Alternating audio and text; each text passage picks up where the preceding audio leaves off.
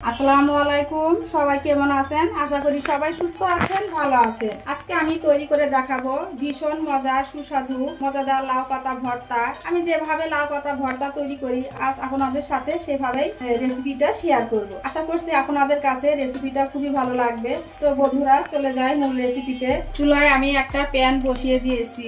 এখন আমি দিয়ে দিব লাউ পাতাগুলো। কচি দেখে এখানে আমি লাউ পাতা নিয়েছি। লাউ পাতাটা আমি এইভাবে মাঝখান দিয়ে কয়েক টুকরা করে নিয়েছি, তাহলে কেউ কুচি করেও নিতে পারেন। লাউ পাতাটা আমি খুব সুন্দর করে পানি পাল্টে 3 থেকে 4 বার ধুয়ে নিয়েছি। এখানে আমি দিয়ে দিলাম হাফ চামচেরও কম একটু লবণ, দিয়ে দিলাম হাফ কাপের কম পরিমাণ একটু পানি, কারণ লাউ শাক থেকে অনেকটা পানি বের হবে। 5 মিনিটের জন্য ঢেকে দিয়ে দিলাম। ফিরে এলাম 5 মিনিট পর। এখন একটু নেড়ে চেড়ে দিলাম। দেখুন লাউ পাতাটা কিন্তু অনেকটা কমিয়ে গিয়েছে আর অনেকটা পানি বের হয়েছে লাউ পাতা থেকে। আর একটু লাউ পাতাটা সিদ্ধ হবে আর পানিটাও শুকিয়ে যাবে।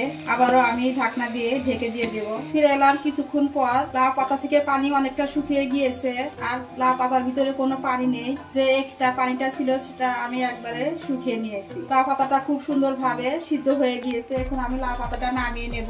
লাউ পাতাটা আমি 8 থেকে 10 মিনিট খুব সুন্দর করে ভেজে উঠিয়ে নিয়েছি। এখন আমি দিয়ে দিলাম 2 টেবিল চামচ সরিষার তেল। যেহেতু ভর্তা বানাবো এই জন্য সবকিছু সরিষার তেল দিয়েই ভেজে নেব।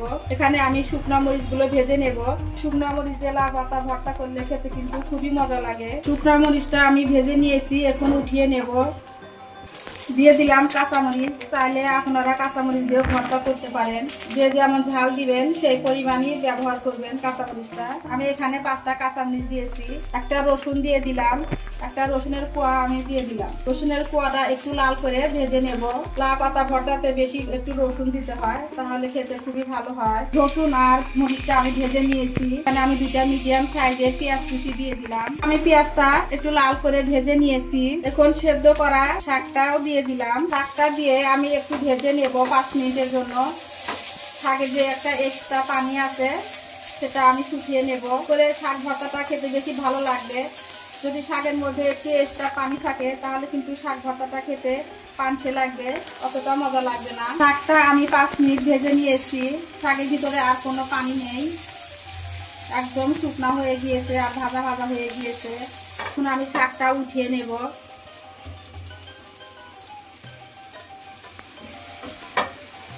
শাকটা আমি ঠান্ডা করে পাটায় বেটে নেব। লাউ পাতাগুলো আমি ঠান্ডা করে শিলপাটায় বেটে নিচ্ছি। চাইলে আপনারা ব্লেন্ডারেও ব্লেন্ড করে নিতে পারেন। আমার কাছে মনে হয় শিলপাটায় বেটে ভর্তা করলে খেতে কিন্তু খুবই ভালো হয়, অনেকটাই মজা লাগে এভাবে যদি পাটায় বেটে ভর্তা করি। কারণ পাটায় বেটে ভর্তা করার মজাটাই কিন্তু আলাদা, অন্যরকম একটা স্বাদ হয়। তো আমি পাটায় বেটে নিলাম লাউ পাতাগুলো। শাকটা আমি পাটায় বেটে নিয়েছি। এখন আমি ভর্তাটা তৈরি করব।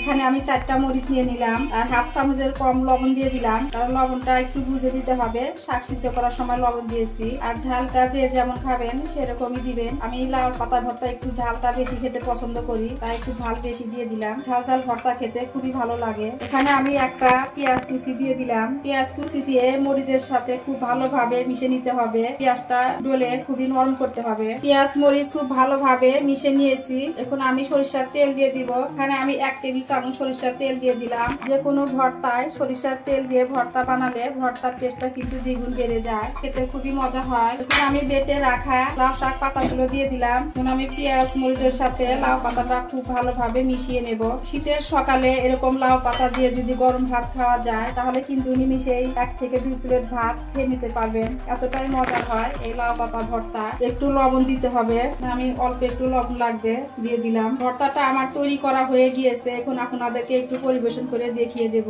তৈরি হয়ে গেল ভীষণ মজার লাউ পাতা ভর্তা। যারা লাউ পাতা ভর্তা খেতে পছন্দ